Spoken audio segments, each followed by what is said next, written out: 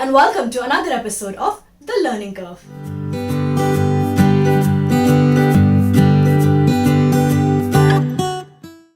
Today's topic is very interesting. A topic which is very close to my heart. I practically exercise these skills day in and day out, every day. Our topic for today is negotiation skills. So in this video, I will share 10 tips to master your negotiation skills. Tip number 1, always get to know the other person in advance. Try and have some commonalities with that person to break the ice and get that feeling of warmth, because anybody who gives you a good deal needs to like you first. Tip number 2, have different layers of negotiation. Never negotiate on the total amount or the total deal.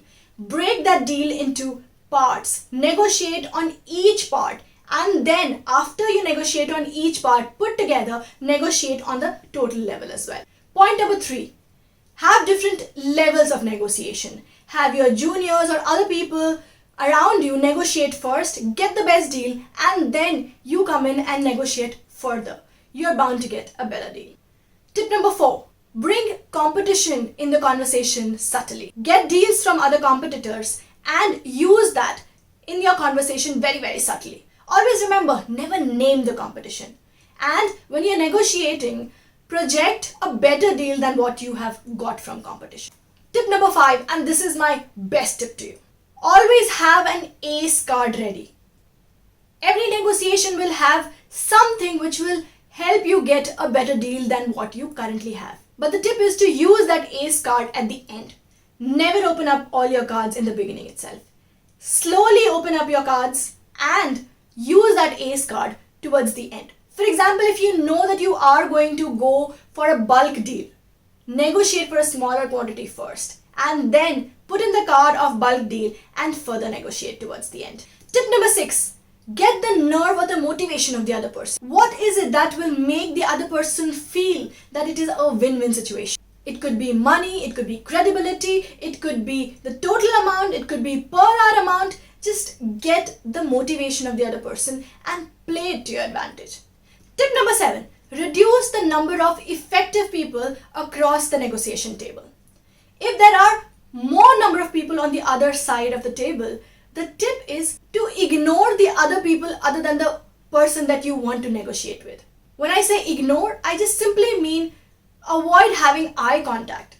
It's a human nature that when somebody does not have eye contact with us, we feel left out, and therefore psychologically we take a step back. That will work to your advantage to balance out the negotiation levels. You're more likely to get a better deal then. Tip number 8, always do your homework in terms of numbers in advance. Before you go on to negotiate with somebody, always have some numbers ready to be used as a logic behind what you are proposing to the other person. Numbers always bring credibility to what you're proposing and therefore will make it look reasonable and logical to the other person. Tip number 9, always have result orientation in your negotiation process. Before going into any negotiation, pre-decide, this is my best result, this is the second best result that I would like to achieve, and the third best result I would like to achieve. Steer your negotiation conversation towards that. For example, steer the conversation towards some numbers which you've already prepared for, and then use those numbers to bring logic to the kind of output that you are looking at. Tip number 10, always close the negotiation in that round itself. The kind of momentum that is built during a negotiation process, that would completely fizz out if you postpone it to another round of meeting or to some other time. Always close that negotiation to the best outcome possible, whether it is the best, the second best, or the third best. Just close it then and there itself. And an important tip to go with this is, whatever is the agreed negotiated outcome, get that in writing. Never leave anything to verbal commitments. Even if the other person is reluctant to give something in official writing, get it on a plain piece of paper. Get it signed by that person. At least you can use that to bring moral obligation on the other person's part. So I hope this video was useful to get some quick tips on mastering your negotiation skills. So if you like this video and found it useful, do remember to like and share, and also subscribe to our channel, The Learning Curve. Thank you guys and happy learning!